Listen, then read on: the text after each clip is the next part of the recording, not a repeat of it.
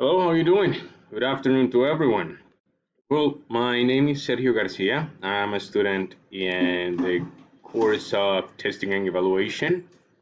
The name of the teacher is Steffi Gracie Marin.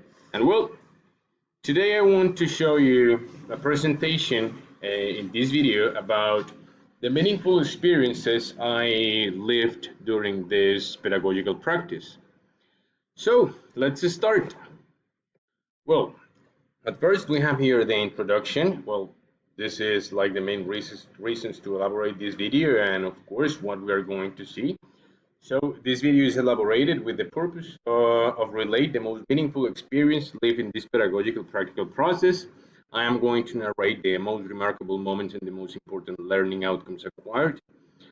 Of course, this practical process is divided into several components. There are several components that we are supposed to accomplish according to Comunidad Virtual, to the online language community. And this is, well, the requirements they give us to accomplish this practice. So we are not only focused on teaching to one course, but we have to teach on different courses at the same time. We are focused in a curriculum teaching, but not only in a student teaching. Yeah, do you know what I mean? We have different students every day. They they go into our classes according to their time, to their schedule. So they are not the same students every day, but the curriculum is always the same. They have to attend to one class every week. So if they are going to a conversation class, the first week, this is going to be the same topic for everyone. Then at the week number two, it's going to be a different topic, but it also is going to be the same for everyone. So the curriculum is going to be the same, even though the teacher is going to be different. So it doesn't matter. Before we start, I'd like to thank for this opportunity to the online language community for making this process real. I am a teacher, I work as a teacher, and my schedule is very, very tight. I work from 7 to 4, but I have to leave my home at 6 a.m. and I come back at 5 p.m. So I have no time to go to a real school, well, to a physical school, and make my development practical process in a real environment. So I have to do it through a virtual environment, and this is very, very meaningful to me. Okay, let's start. As I was telling you, there are several targets, several goals or objectives with this video. The first one is to make a record of the most important parts of this process. The second one is to highlight the importance of the pedagogical practices in our learning for us as students to be teachers in the future. But well, I think that some of us are teachers right now, but well, what we are doing is very, very, very nice. Why? Because we are improving our skills. We are learning a lot of bases that maybe we didn't have before. So this is a real, real good chance to us. And the final goal is to support the immersion process that was carried out during this academic period. We are going to give the arguments and we'll to say what was the most remarkable for us. Okay, as I was telling you, the pedagogical practice in the online community uh, are different. We have chat one-on-one, we have reading sessions, we have conversation club, we have monitoring, we have septo preparation, we have grammar time, we have a lot of different sections. But this period, this academic period, I had to focus on four of them. Number one, chat one-on-one, space dedicated to small conversation with one student, and the final goal is to improve and practice English. Reading session number two, well, reading session, I'm sorry, this is the second section I had to apply this period. And it is dedicated to improve the reading skills, and we have between 1 or 6 students. We have a warm-up activity, then we have a big text and some questions about it. Then we have the conversation club. This is a space dedicated also to dialogue, but there are more than one students. There was like 2 or 3 classes that I had like 25 or 27 students. It is a lot of students, but we can handle it. And finally, the last space I had was monitoring. In this section, I have to follow the process of different students who are also making their practical process. So it is very important because we know how to keep a record, to keep a trace about those students. Well, let's just start with chat one-on-one.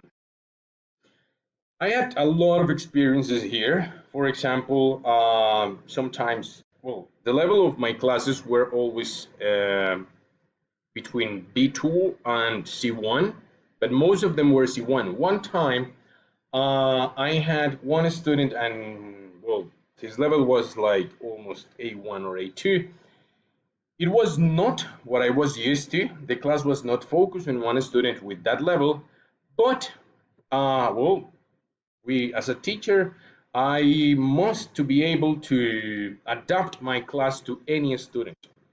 So I had to orientate that student into different parts of the class, but he was very happy. And then he came back to my class and we did the same, and he was improving every time more and more. It was very important to me.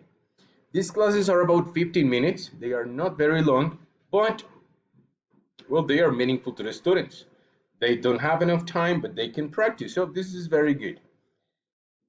Um, Now we have the reading sessions. In these reading sessions, well, I had groups of maximum 6 students. They took 1 hour long, and the final goal of these classes was to learn how to read. Sometimes we don't know how to read, even in Spanish, in our mother tongue. This is very awkward, but well, we could take advantage of those classes not only to learn to teach how to read, but also to teach some vocabulary, to teach some strategies about how to read a text, to teach about inferential reading, about critical reading, about literal reading. There are different types of reading, and they are very important, as I was telling you, not only in English, but also in Spanish. There were several moments, they were very, I don't know, funny, interesting. For example, sometimes vocabulary was very, very complicated because of the level. It was between C1 and C2.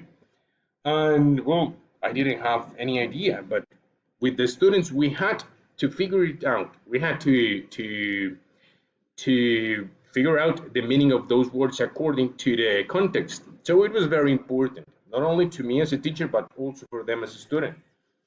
So it was a really, really nice experience. Now, we have the conversation clubs. Um, those are sessions, 1 hour sessions. The goal of these sessions was to practice and improve our English level. Not only the students' ones, but also mine. I had to practice a lot, because the level in every class was C1, the minimum. Other were C2 and even better. So I had to practice a lot. There were students who lived in foreign countries, uh, English-speaking countries. So their English level was really, really high. It was a very good experience. I learned a lot, but there was something. It was, well, I didn't feel comfortable with it because there were groups of 25 or 27 students. It is a lot. A conversation club, it is supposed to be a reduced group with 5 students, maximum 10 students, because we need time to talk. Everyone needs to talk and to participate. When there are groups that big, it is very difficult because the participation of the students is very reduced. And the idea is to practice and practice a lot. But well, with time, the number of students were reducing. But well, it was an advantage for the other students. And well, it was very nice.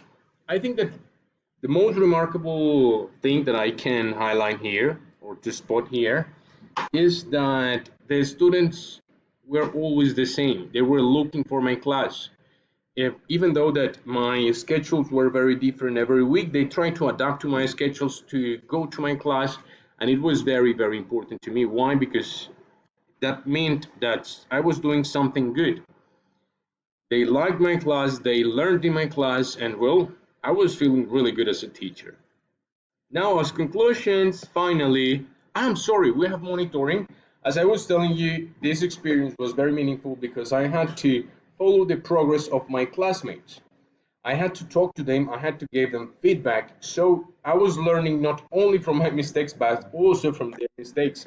So it was very important because I could notice from something happened in a different class from mine, and I could learn from it.